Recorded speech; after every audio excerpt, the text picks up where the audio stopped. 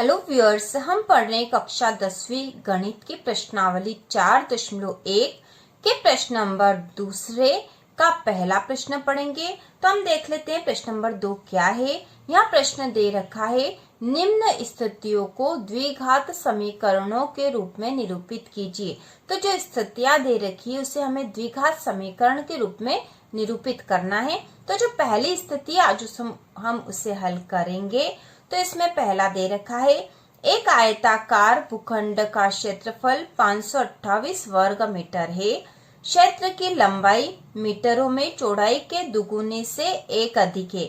हमें भूखंड की लंबाई और चौड़ाई ज्ञात करनी है। तो हमें इसे द्विघात समीकरण के रूप में व्यक्त करना है। तो इसे हल करेंगे। तो सबसे पहले इस प्रश्न को एक बार फिर से हम समझ लेंगे। तो यहाँ पे आयताकार भूखंड का क्षेत्रफल 528 वर्ग मीटर है। क्षेत्र की लंबाई चौड़ाई के दुगुने से एक अधिक है। ठीक है, लंबाई जो है चौड़ाई के दुगुने से एक अधिक है। और हमें पता है कि जो आयताकार भूखंड मतलब आयत का जो क्षेत्रफल होता है, तो आयत का क्षेत्रफल बराबर होता है लंबाई गुणा चौड़ाई। तो सबसे पहले हम लंबाई और चौड़ाई निकाल लेंगे और लंबाई चौड़ाई बराबर हो जाएगी 528 वर्ग मीटर के। और इस प्रकार से हम एक द्विघात समीकरण बना लेंगे इससे संबंधित। तो सबसे पहले यहाँ पर हम चौड़ाई मान लेते हैं, क्योंकि क्षेत्र की लंबाई चौड़ाई के दुगुने से एक अधिक है। तो चौड़ाई हम सबसे पहले मान लेंगे। तो हम यहाँ लिखेंगे माना कि आयताकार भूखंड की चौड़ाई बराबर x मीटर है। चौड़ाई हमने मान ली कि चौड़ाई x मीटर है। अब हमें यदि लंबाई निकालना हो तो लंबाई क्या बता रखी है, क्षेत्र की लंबाई चौड़ाई के दुगुने से एक अधिक है। तो यदि चौड़ाई x मीटर है तब प्रश्नानुसार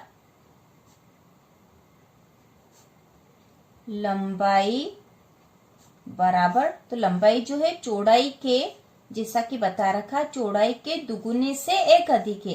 तो चौड़ाई तो x है, x का दुगुना मतलब 2x और इससे एक अधिक मतलब धन 1। तो यह हमने बता दिया कि लंबाई इतनी होगी क्योंकि चौड़ाई x मीटर है और लंबाई चौड़ाई के दुगुने से एक अधिक है। तो हमने दुगुने में 2x कर दिया इसको और इसमें एक जोड़ दिया, तो यह लंबाई हो गई और यह भी आएगी मीटर में। अब हम देख लेते हैं कि यदि आयताकार भूखंड का क्षेत्रफल हमें दे रखा है तो इसका जो सूत्र लगा देंगे हम। तो हम लिखेंगे, हम जानते हैं कि आयत का क्षेत्रफल बराबर लंबाई गुणा चौड़ाई। ठीक है, आयत का क्षेत्रफल होता है लंबाई गुणा चौड़ाई। तो यहाँ पे भी आयताकार भूखंड का क्षेत्रफल दे रखा है। तो हम लिखेंगे, इसलिए आयताकार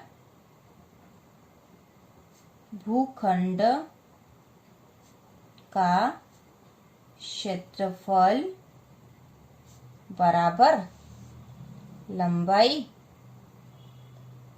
गुणा चौड़ाई होगा। ठीक है, यह भी यही होगा क्योंकि आयताकार ही भूखंड है। तो यहाँ क्षेत्रफल तो दे रखा हमें 528 वर्ग मीटर। तो यहाँ लिख देंगे 528 बराबर लंबाई हमने निकाल ली थी 2x धन 1। तो यहाँ हो जाएगा 2x धन 1 की लंबाई हो गई है, गुणा चौड़ाई है x मीटर। तो हम यहाँ x कर देंगे, तो इसका गुणा कर देते हैं। तो ये हो जाएगा 528 बराबर x का 2x में गुणा करेंगे तो 2x का वर्ग, यहाँ पे x का 1 में गुणा करेंगे तो ये दोनों धन के हैं, तो यहाँ धन का आएगा, x का 1 में गुणा करेंगे तो x हो जाएगा। अब 2x का वर्ग धन x, तो हम इस वाली संख्या को बराबर के उस तरफ लेके चले जाएंगे। ठीक है, तो यहाँ हो जाएगा बराबर 2x का वर्ग धन x। अब इसको इधर लेके चलेंगे तो बराबर ऋण हो जाएगा।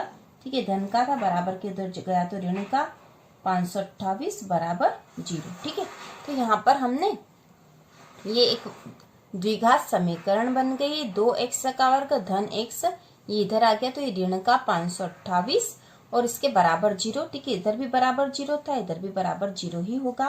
तो हमने इस बराबर 0 को इस तरफ बराबर 0 लिख दिया है, क्योंकि दोनों ही स्थिति में बराबर 0 ही होगा। अब यहाँ लिख देते बराबर 2x का वर्ग धन x ऋण 528 बराबर 0। तो ये द्विघात समीकरण के रूप में हो गया है, क्योंकि हमें पता है कि जो द्विघात समीकरण होती है यह द्विघात समीकरण ax की घात 2 धन bx धन c बराबर 0 के रूप में निरूपित